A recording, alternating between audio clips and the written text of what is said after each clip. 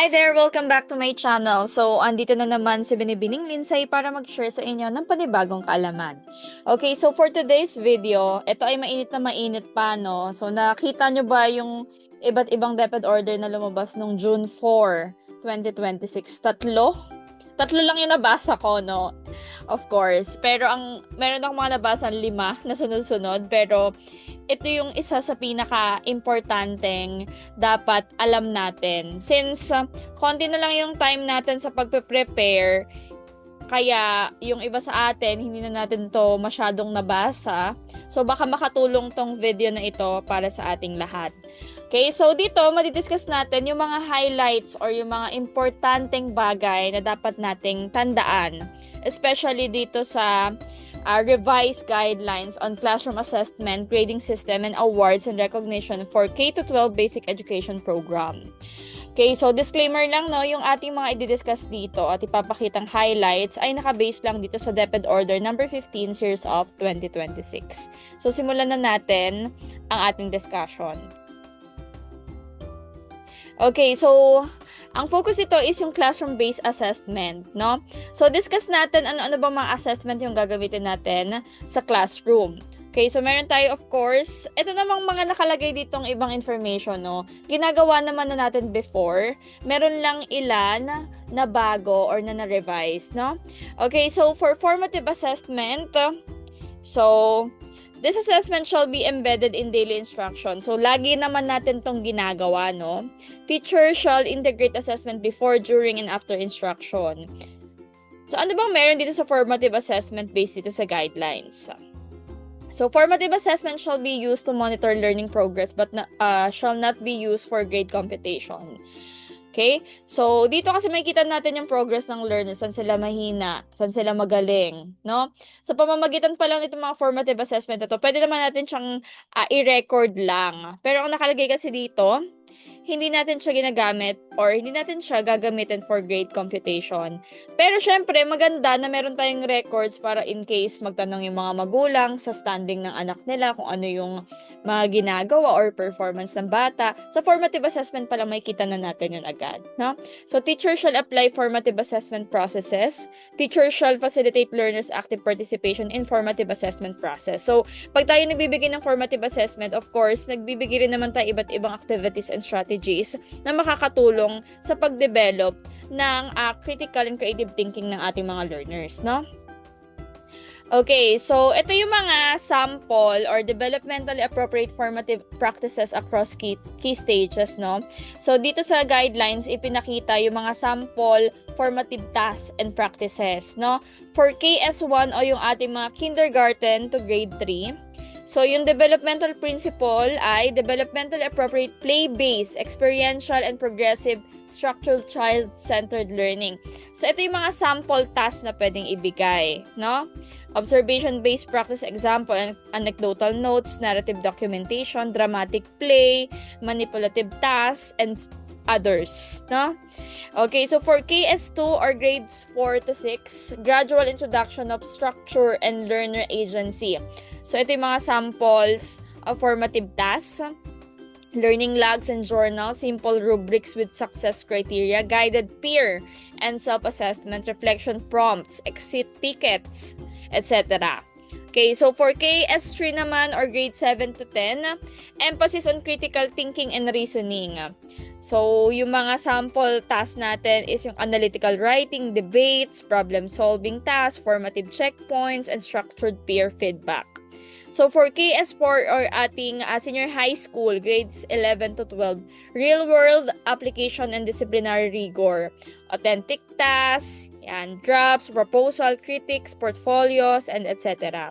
So, ito yung ilan lang na binigay dun sa guidelines sa mga samples, formative tasks, and practices na pwede natin gamitin. And of course, bilang teacher, kung creative ka naman sa mga strategies and activities, pwedeng kung anong meron ka, yun yung gamitin mo. Okay? Ito naman ay mga sample lang naman ibinigay. Okay, so for summative assessment, so nakalagay dito, summative assessment shall evaluate learner achievement at define points in curriculum such as the end of the lesson sequence of or term. So ano ba yung mga summative assessment natin? Itong written works or oral works, product or performance tasks, examinations, yan. So, dito, makikita natin yung mga type ng summative assessment na pwede nating ibigay sa ating mga learners, no? Ito nga ang written works. Nakalagay dito sa description, tasks that require learners to demonstrate understanding through written and spoken responses. Example, essays, written reports, structured presentation. These cover a range of cognitive processes and serve as foundational tasks that scaffold and contribute to PTs or performance tasks. Okay, the next one is the performance tasks. Okay, so dito sa performance tasks that measures learners' ability to apply knowledge and skills in authentic context. So, binibigyan lang natin ng description dito, pero alam ko naman po na tayo mga teachers, alam na natin to, no? Ito yung mga examples niya, projects, portfolios, and of course, yung ating examinations. So, assessment administered at key points within the term, namely, summative test and term examination. So, sa 3-term natin na calendar, no, nabanggit na to. With coverage distributed progressively to support the cumulative evaluation of learning. This shall not be used as the sole basis for determining learner achievement. Of course, hindi naman talaga ito lang, no? Kasi meron pa tayong written works and performance tasks. So, important note, summative assessment shall be reasonable, manageable, and purposeful. Yan. And si teacher naman yung gumagawa nito, no? Ito yung mga teacher made. So, recommended number of summative assessment, no? Ito daw yung mga recommended number or yung pwede nating ibigay. Recommended. Okay, for summative assessment for written works, for grades 1 to 3, teachers have the discretion on the quantity of sufficient assessment needed to gather evidence while ensuring a manageable amount to avoid assessment overload. Of course, grade 1 to grade 3 pa lang yan, no? So, yung mga written works, performance test, and examination, kapag ka grade 1 to grade 3, nasa discretion na yan ng mga teachers. And for grades 4 to 12, ito yung recommendations, no? For written works, 3 to 5 written works per learning area per term. Okay? So, for performance test naman, 2 to 3 performance test per learning area per term. For examinations naman, 2 summative tests and 1 term examination per learning area per term. Okay? So, isa rin naman kasi 'di ba sa goal ng 3 term, no? Ngayong taon is of course, ma-lessen din yung burden sa task ng mga bata or maraming task na binibigay. And of course, atin ding workload natin ng mga teachers or yung sobra-sobrang activities na naibibigay sa mga bata para hindi naman sila bombarded, no? Or overload yung mga assessment na binibigay. Okay, so this table is the term examination provision per key stage. So key stage 1, KS1 kindergarten, term examination provision, no TE or walang term examination.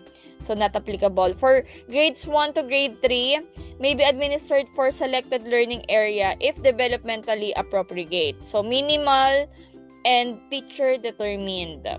So, for grades 4 to 6, required cumulative assessment aligned with competencies. So, number of items ay 40 items. Each subject. KS3 grade 7 to 10 includes higher order thinking skills. So, ilang items? 50 items. For grade 11 to 12, required competency-based, of course, and discipline-specific. So, 60 items, no? And of course, dahil tayo nag-offer din naman ng inclusive education, no? May naka-note dito, no? All learners with disabilities shall be provided with appropriate assessment accommodation to ensure equitable access to classroom assessment, no? Okay. Yan, so, nakalagay din sa guidelines natin sa DepEd Order number 15, itong 0015, itong AI use among learners in assessment, tas yung ating mga ethical consideration, no, sa paggamit ng AI ng mga learners. Meron din naman ng mga teachers doon. So, prohibited AI use in assessment.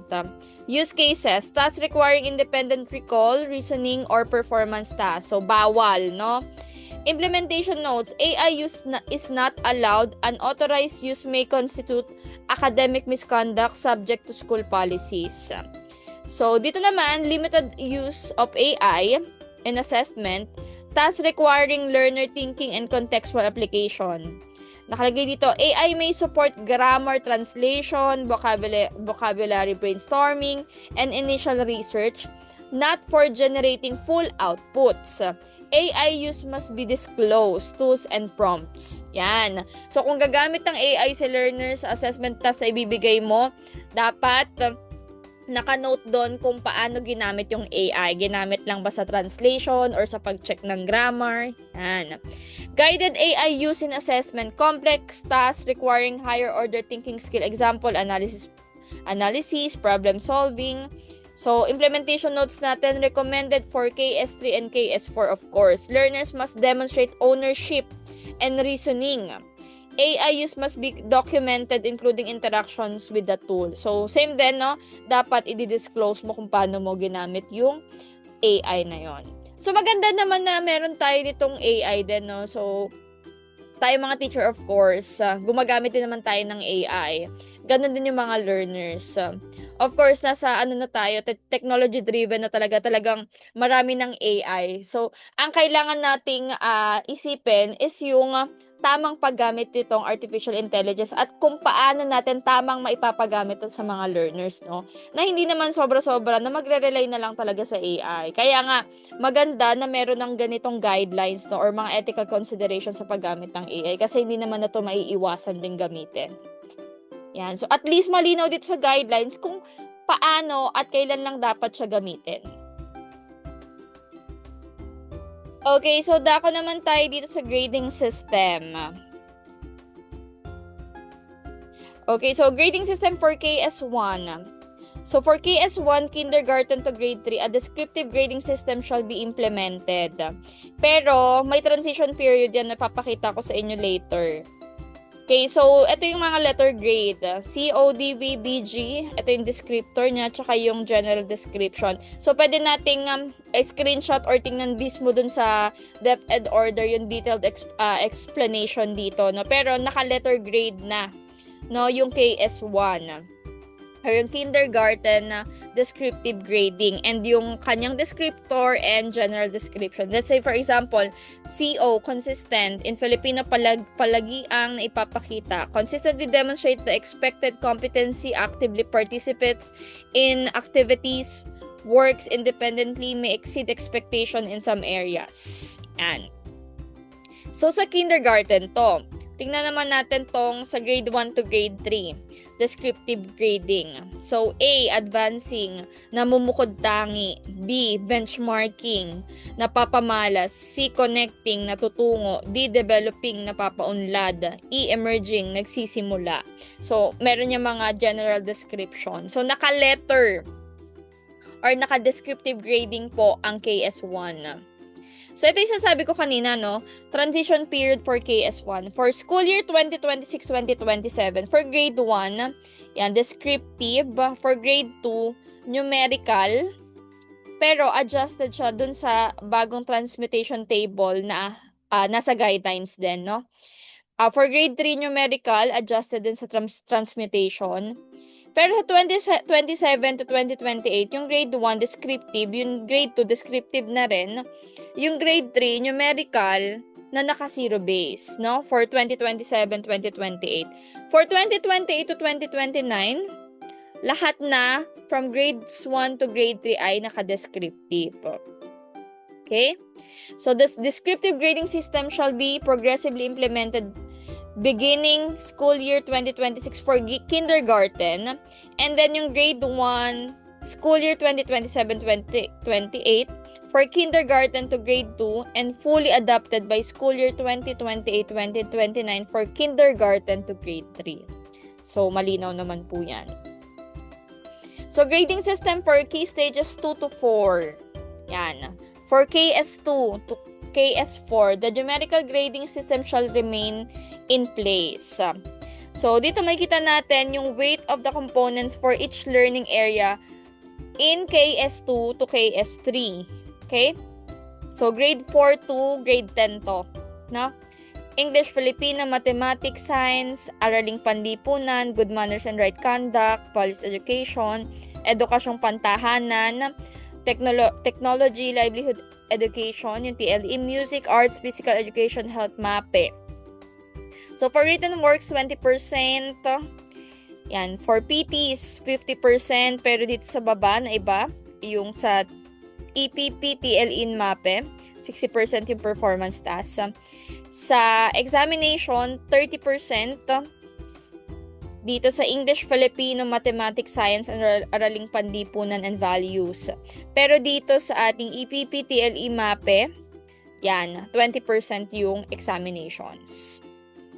Next, for senior high school, ito yung ating weight of the components for each learning areas, no? For KS4. And i-consider din natin tong nasa taas, no, for senior high school subject assessment components shall be adjusted as follows. So, pwedeng basahin na lang natin ito, no? Okay, so ito yung table na nagpapakita ng weight of the components for each learning area in KS4 or for senior high school. So, SHS core subjects, other SHS academic electives. So, written works is 20%, performance task is 50%, and examination is 30%. Senior high school field exposure, arts, apprenticeship, creative production, and innovation. Written works 15%, performance is 70%, examination 15%. Senior high school arts, sports, and health and wellness electives. For written works 20%, performance is 60%, examination 20%. Senior high school research electives and design and innovation. Written works 40%, performance is 60%. For senior high school tech pro electives, written works 15%, performance 65%, examinations 20%. And for senior high school work immersion, written works 20% and performance task is 80%. So, yan po yung ating guidelines naman sa weight ng components for KS4 or for senior high school. Okay, for school year 2026-2027, an adjusted transmutation table shall be applied as transition toward a zero-based grading system. So, for this school year, meron po tayong adjusted transmutation table. Okay? For senior high school grade 12, which has not yet implemented the strengthened senior high school curriculum for school year 2026-2027, the weights in DO number 8, Series 2015 shall apply together with the adjusted transmutation table. Beginning school year 2027-2028, a zero-based grading system shall be implemented for KS2 to KS4. Term grades shall be based directly on the computed IGs without transmutation, with 75 as a minimum passing grade. So, napakalinaw po nito.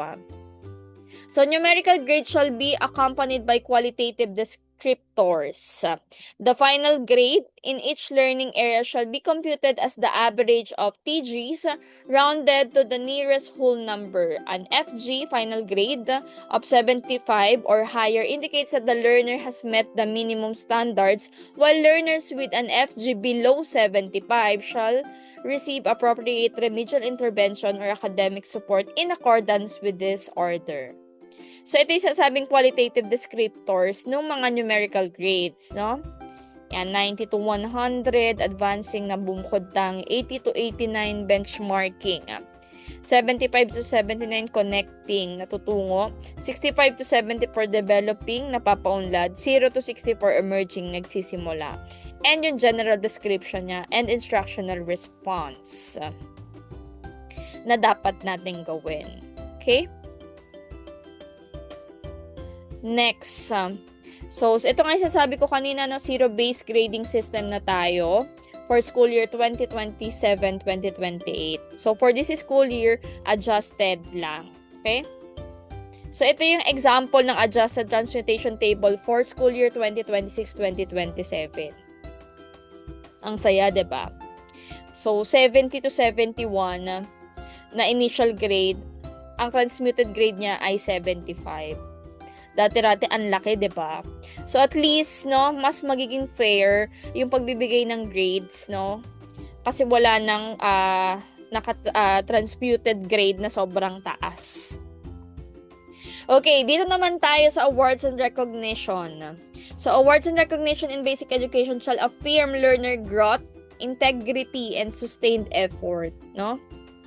Okay, so for KS1, of course, no academic awards shall be conferred in line with the descriptive grading system.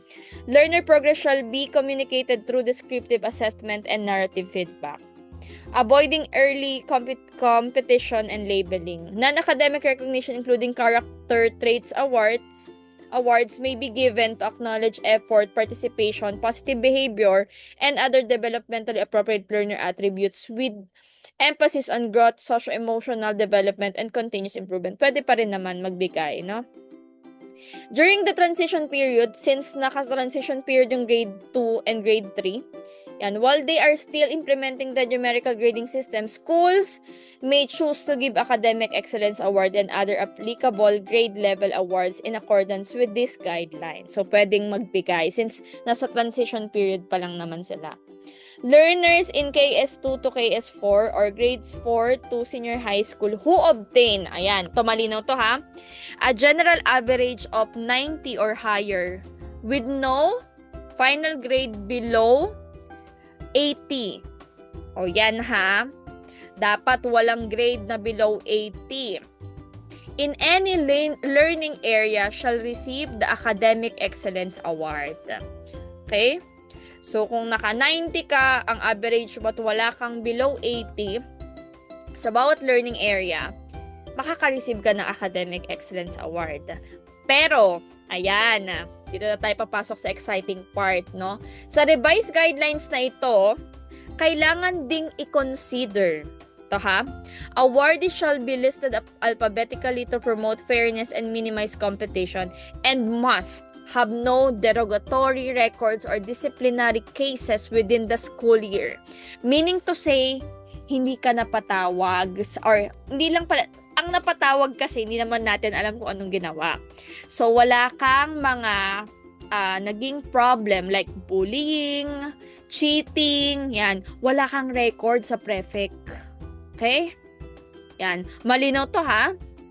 Kahit sobrang talino pa ng isang learners, pero nagkaroon siya ng record, no, ng misconduct, ng cheating, bullying, or yung mga iba pang mga grave offenses, yan. Or ito nga derogatory records, hindi po siya bibigyan ng Academic Excellence Award. Malinaw to dyan ha, sa guidelines natin. Yan.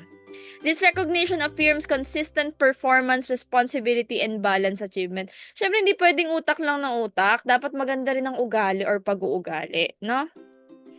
Yan. So, ito naman yung iba't ibang list ng grade level awards and recognition, no? For Leadership Excellence Award, granted to learners, leaders, or officers for KS2 to KS4. Awardees must have no derogatory records and disciplinary cases within the school year. Ganon din ha, wala rin dapat mga records, no, na or derogatory records sa prefect of discipline. Excellence in specific learning area. So, conferred on learners who obtain final grade of 90 or higher and the highest final grade in the batch, no? So, siya yung bibigyan ng award. Each learning area po ito ha. Sa senior high naman, each core subject. Nakalagay dito, in cases of identical highest grades, all qualified learners shall be recognized. So, kung dalawa, ang pinakamataas, no, pwedeng i-recognize yung dalawang yun. Excellence in work immersion, field exposure, and art apprenticeship. So, for grade 12 naman to, no? Naka-obtain pa rin ng pinakamataas na grades. Ganon din sa excellence in research. For grade 12 naman to, no? Individual or pair sila. Excellence in design and innovation. Individuals, pairs, or groups of up to 4. Special recognition awards granted to learners who bring honor naman sa mga schools. Yan. So, yun lang naman yung ilan sa mga highlights dito sa ating DepEd order, no? Sana po ay nakatulong ako sa inyo sa pagpe-prepare natin nitong ating mga classroom assessment, grading system, and awards and recognition for our learners, no? So, ito ay align sa ating DepEd Order number 15, Series of 2026. Yan lang. So, sa mga tinatamad magbasa ng memorandum, DepEd Order rather, so sana po ay nakatulong sa inyo tong content na ito. Thank you so much for listening. Bye!